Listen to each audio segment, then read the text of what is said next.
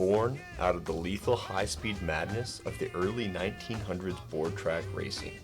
It was called the ultimate carnival sideshow, the Wall of Death. By the 1930s, over 100 of these traveling wooden silos crisscrossed all over America.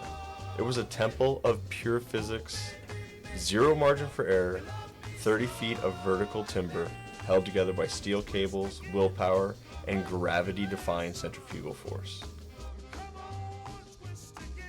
Nobody had seen anything like it. By the 1950s, the Wall of Death wasn't just a sideshow. It was a traveling phenomenon. Post-war America wanted speed. This was the era of the showman. Legends proved that the wall didn't care about who you were. It only demanded perfect throttle control. They rode in formation, raced against customized carts, and pushed the limits of the wooden dome until the timber literally groaned under the G-forces. But as the 1970s rolled in, the culture shifted.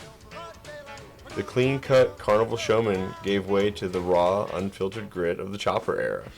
The wall became a haven for the rebels, daredevils who lived on the edge of the law and on the edge of the rim. No safety gear, just denim, leather, and pure attitude. But time is a brutal opponent. By the 80s and into the 90s, the traveling carnivals were dying out, replaced by theme parks and digital entertainment, Sega and Nintendo. The massive wooden dromes, expensive to haul, brutal to maintain, and lethal to ride, began to rot away in barns across the country as the riders faded.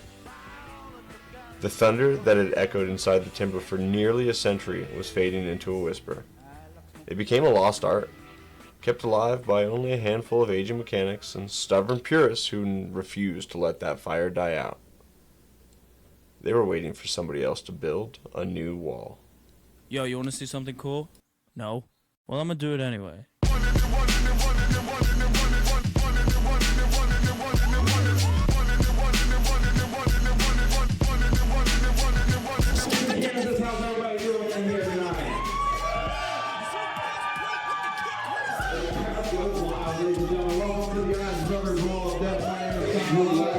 This is the oldest form of motorcycle stunt and thrill show that exists today. So if you're keeping the condition live for all of you up there, I'm making sure you guys go home entertained and safe. Today, 2026, the tradition hasn't just survived.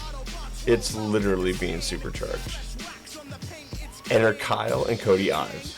Born into the stunt life, these brothers are keeping the two-wheeled history alive on their own terms, mixing classic American iron with relentless rock and roll energy. No harness, no safety nets, just raw steel just like the old days.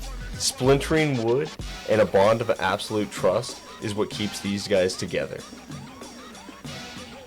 This American daredevil culture, in its purest, loudest form, this is the Ives Brothers Wall of Death.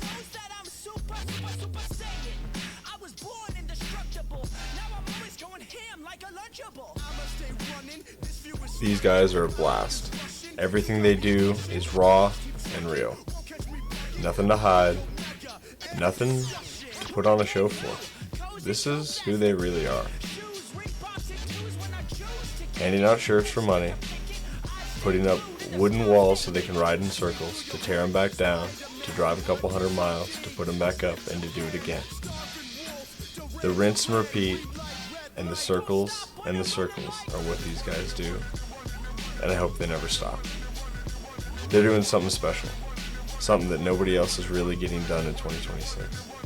And if you get a chance to come out and see one of their shows, or anybody's shows for that matter, do it. You won't regret it. It's some of the most fun that you can have, and it's a memory that you will never forget. Thanks. We'll see you next time.